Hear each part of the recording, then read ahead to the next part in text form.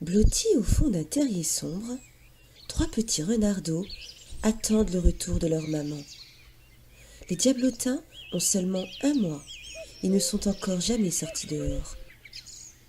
Vous entendez ce bruit bizarre ? Ruf se faufile entre son frère et sa sœur, puis s'approche de l'entrée du terrier. Ohé, y a quelqu'un dehors ? Intrigué, le renardeau avance la tête entre les ronces. Aïe, ça pique ! Il a soudain un peu peur. Il voudrait reculer, mais le cri du coucou le fait sursauter. Il se cogne à une racine, dégringole tête la première, et tandis que l'oiseau s'envole, le renardeau perçoit le murmure mystérieux de la forêt. Les arbres immenses, le ciel qui rougeoie, l'odeur de mousse et de fleurs, tout est si fort dans ce monde nouveau. Les oreilles dressées, Ruf écoute une grive musicienne lancer son chant puissant et mélodieux.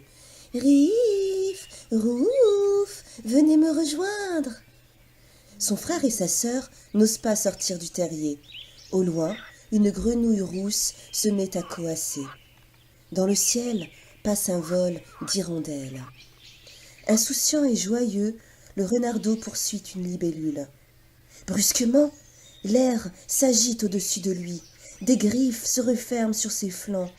Terrorisé, le renardeau est traîné dans l'herbe avant d'être arraché au sol. « Au secours ! Au secours !» Un hibou grand-duc emporte Ruf vers son perchoir. Le renardeau gémit et se tortille entre les griffes crochues. Elles n'ont pas percé ses flancs, mais elles le serrent terriblement. « Aïe, j'ai mal !» Une corneille vient tournoyer autour du hibou en criant. Ruf, effrayé, tente de se mettre en boule. Surpris, le hibou le sent glisser. L'instant d'après, il voit dégringoler sa proie vers la cime d'un pin sylvestre. Ah ! Les branches se courbent sous le poids du renardeau et ralentissent sa chute. Il tombe enfin sur un arbuste avant de s'affaler, évanoui sur un tapis de fougères et de mousse. Dans la forêt sombre, le hibou tournoie entre les arbres. Puis il s'éloigne en criant de dépit. Ruf ne bouge toujours pas. La nuit tombe doucement, mais il y a des yeux et des oreilles partout. Tête la première, un écureuil dévale le tronc du pin sylvestre. Il s'arrête sur une branche pour observer cet étrange visiteur tombé du ciel. En face, perché sur un chêne, le geai a tout vu. En vrai sentinelle de la forêt, il lance ses cris rauques que perçoit vaguement le renardeau. Ruf gémit, se retourne et ouvre enfin un œil. « Qu'est-ce qui m'est arrivé ?» Un filet rouge coule sur son flanc. Lentement, le renardeau lèche sa blessure. Il n'a rien de cassé, mais il se sent si fatigué. Indifférent au concert des grillons et des grenouilles vertes, il se pelotonne sous des fougères et se rendort aussitôt. Le jour se lève sur la forêt. Déjà, on entend siffler la fauvette à tête noire. Puis un rouge-gorge lance son chant joyeux. Pas très bien réveillé, Ruf se redresse en vacillant. La lumière lui fait mal aux yeux. Ce n'était donc pas un cauchemar ? Perdu, je suis perdu. Soudain, résonnent des coups de hache. Des hommes. Avec prudence, Ruf s'approche. Les bûcherons ont entaillé le tronc d'un grand chêne. L'un d'eux brandit une tronçonneuse. Après quelques minutes de travail, il s'arrête. Un grand craquement retentit. Puis l'arbre s'incline et s'écroule dans un fracas terrible. Ruf, lui, se sauve à toute vitesse. « Maman, viens me chercher !» Plus loin, Ruf découvre un buisson de framboises. C'est bon ! Les fruits sucrés lui donnent des forces.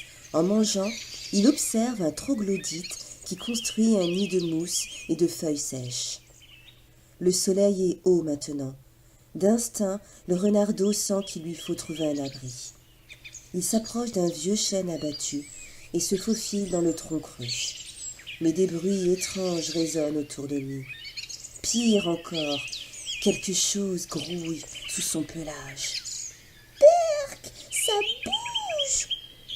Cloportes, vers, fourmis, ils sont des centaines à ronger le bois mort. Ruf se précipite dehors et se secoue vigoureusement. Tandis qu'il s'éloigne, tout penaud, un pivert tambourine et lance son cri moqueur.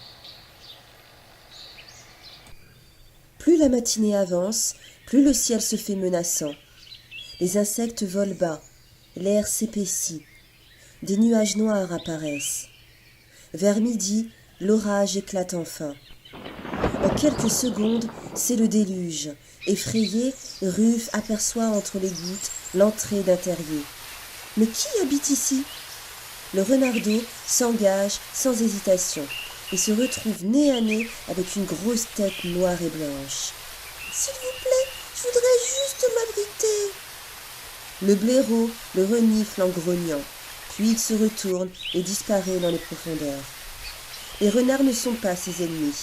Souvent, il leur laisse même partager son vaste terrier. Je crois que je vais dormir un peu.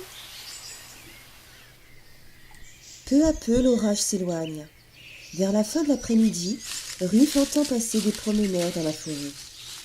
En ressortant du terrier au crépuscule, il découvre une flaque boueuse. Un petit lézard s'est noyé. Affamé, Ruf le dévore en 3 bouchées. Le chant du rossignol résonne, bientôt suivi par l'appel d'une chouette hulotte mâle. Une femelle répond par un cri strident. L'air du soir est frais et humide. Ruf frissonne. Il se sent plus seul et désespéré que jamais. Maman, il faut que je retrouve maman. Hier, le hibou ne l'a pas emmené très loin. Ruf devrait pouvoir retrouver son terrier. Oui, mais dans quelle direction partir? Attiré par la lune, Ruf se dirige vers elle. De l'eau! J'entends couler de l'eau par là-bas! Il traverse d'abord une vaste clairière.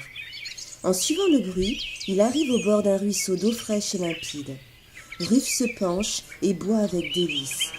Mais une nuée de moustiques vient vrombir à ses oreilles. Agacé, il secoue la tête et recule de quelques pas. Brusquement, retentissent des bruits de sabots et des grognements. À l'aide! Un monstre surgit des fourrés. C'est une montagne de chair. Ruf s'aplatit au sol, croyant sa dernière heure arrivée. Mais l'allée poursuit son chemin, sans lui prêter attention.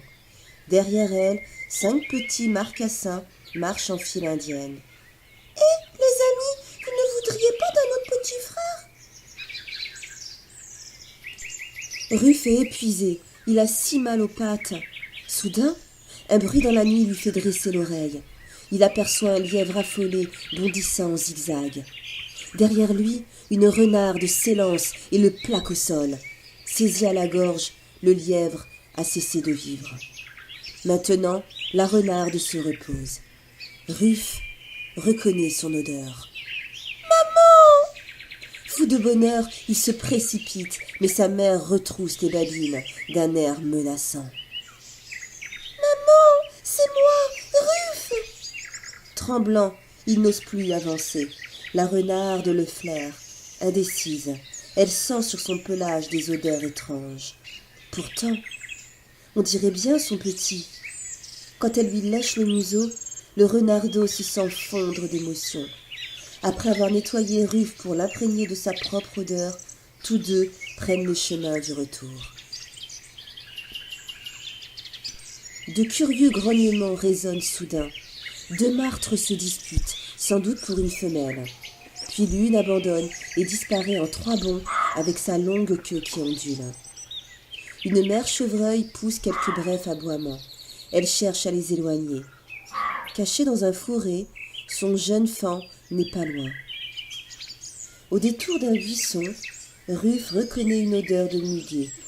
Puis il distingue enfin l'entrée du terrier. « Ruf, vous ne devinerez jamais tout ce qui m'est arrivé !»